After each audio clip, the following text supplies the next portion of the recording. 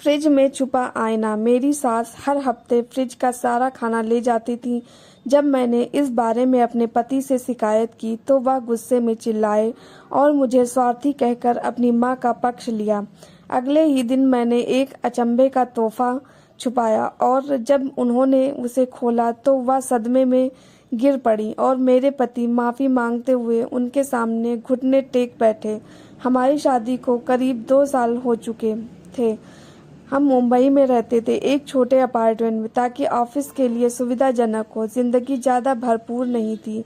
हम दोनों ही काम करते थे ताकि किराया, रोजमर्रा की ज़रूरतें और थोड़ा सा बचत हो सके। मेरी सास पुणे में रहती थी, लगभग 70 किलोमीटर दूर। शुरू में वह मुझे बहुत प्यार करती थी, लेकिन जब से हम अपने घर में रहने लगे, हर हफ्ते उनका आना बेटी को देखने की वजह बन गया, जो धीरे धीरे मेरी परेशानी बन गया। हर शनिवार की शाम मैं पूरे हफ्ते का खाना खरीदती, मांस, मछली, सब्जियां, दूध, फल, मैं सब कुछ संभाल कर फ्रिज में रखती, हर खाने का हिसाब किताब सोच कर। लेकिन रविवार की सुबह अगर सास आ गई, फ्रिज खाली मिल जाता। सास आते ही फ्रिज खोलती और हाथ तेजी से मांस, सब्जियां उठाती और हंसकर कहती, यहाँ सब कुछ मिलता है, मुझे ले जाने दो, गांव में कमी है, घर ले जाऊंगी, तुम्हारे पास बहुत है, थोड़ी चीज़ों से क्या होता है। मैं कुछ नहीं कहती, केवल मजबूरी में हंसती। लेकिन हर हफ्ते यही होता और मुझे कुछ दिनों तक सिर्फ इंस्टेंट नूडल्स खाना पड़ता।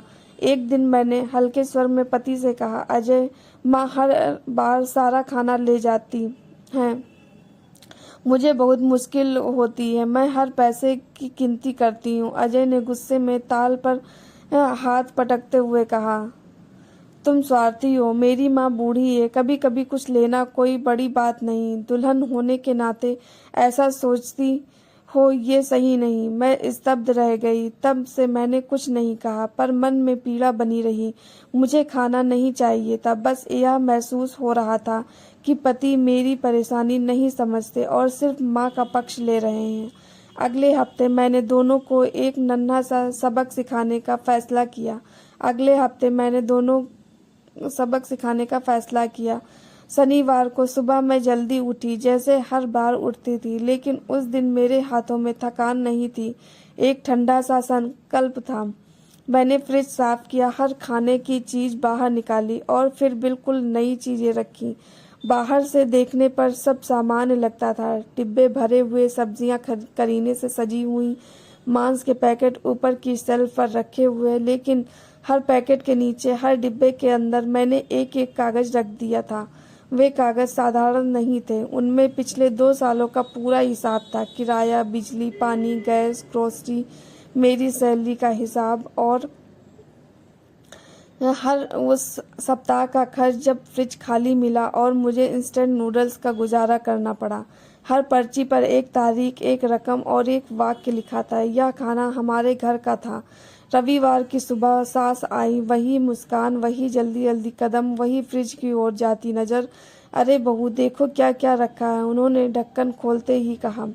मैंने कुछ नहीं कहा, बस चाय का कप लेकर सामने बैठ गई। उन्होंने एक पैकेट निकाला, जैसे ही खोला उसमें कागज दिखा। उन्होंने पढ़ना शुरू किया। ये क्या है? उनके चेहरे पर पहली बार भ्रम आया। मैंने शांत स्वर में कहा, माँ जी पढ़ लीजिए। उन्होंने दूसरा पैकेट खोला, फिर तीसरा, हर जगह वही पर्चियां, रकम बढ़ती जा रही थी। उनका चेहरा सफेद पड़ने लगा। अजय कमरे से बाहर आया। ये सब क्या है? वह चिल्लाया। मैंने उसकी आंखों में देखा और कहा, ये वही है जो हर हफ्ते जाता है, बस आज आवाज बनकर वापस आया है। सास कुर्सी पर बैठ गई, उनके हाथ कांप रहे थे। मुझे नहीं पता था। उनकी आवाज टूटने लगी। मैंने पहली बार अपनी आवाज ऊंची की, लेकिन उसमें गुस्सा नहीं, दर्द था। आपको नहीं पता था कि बहू भी इंसान होती है, कि हर महीने का बजट रोते रोते नहीं बनता। अजय का चेहरा बदल गया। उसने पर्चियां उठाई, एक एक पढ़ी। ये सब तुमने अकेले झेला? मैंने सिर हिलाया। मैंने तुमसे कहा था, तुमने मुझे स्वार्थी कहा। कमरे में सन्नाटा छा गया। सास की आंखों से आंसू बहने लगे।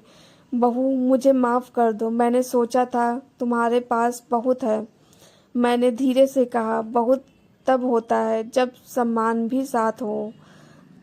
अजय अचानक मेरे सामने घुटनों पर बैठ गया। मुझसे गलती हो गई, मैं अंधा था। उसने सास की ओर देखा। माँ, आज से कुछ नहीं जाएगा बिना पूछे। ये हमारा घर है और ये मेरी पत्नी है। सास ने मेरा हाथ पकड़ा। उस पकड़ में पहली बार अधिकार नहीं, पश्चाताप था। तुमने सही किया, उन्होंने कहा। आज अगर तुमने मुझे ये आईना ना दिखाया होता तो मैं समझती कि ही नहीं पाती। उस दिन कोई खाना नहीं गया। हम तीनों ने साथ बैठकर खाना खाया। रात को फ्रिज भरा हुआ था, सिर्फ खाने से नहीं, रिश्तों की मरम्मत से। उसके बाद सब कुछ बदल गया। सास अब आती तो पहले पूछती, बहू क्या ले जाऊं? अजय हर महीने बजट बैठाने लगा और मैंने सीखा कि चुप रहना हमेशा त्याग नहीं होता। कभी कभी आवाज़ उठाना ही सबसे बड़ा तोहफा होता है। इस कहानी का अंत किसी जीत हार से नहीं हुआ, बल्कि एक सीख से हुआ। जो रिश्तों में हिसाब नहीं समझता, उसे कभी कभी कागज़ पर लिखा सच समझना पड़ता है। दोस्तों, आपको ये कहानी कैसी लगी कमेंट करके ज़रूर बताना। हमारे चैनल पर नए हैं तो चैनल को सब्सक्राइब करना। धन्यवाद।